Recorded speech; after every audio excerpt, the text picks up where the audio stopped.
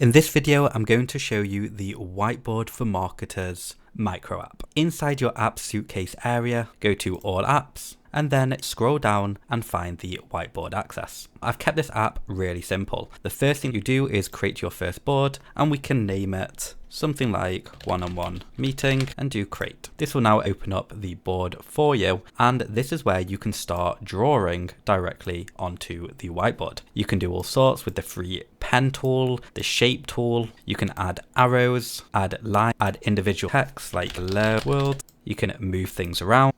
Even add in some images. You can add in sticky notes and type on them. You can change the stroke color and the width so it looks just like this. You can zoom out, use the hand tool to move things around. And then finally, you can click share, enable public link, copy the URL, open up a new browser, one that you're not logged into, paste it in, do enter, and now your customers will be able to see this whiteboard. We can then go ahead, add in some more elements. Then with the public URL, just do refresh, and that will show the new additions. And you can try all of these tools for just $7. Link is in the description and the comments. Enjoy.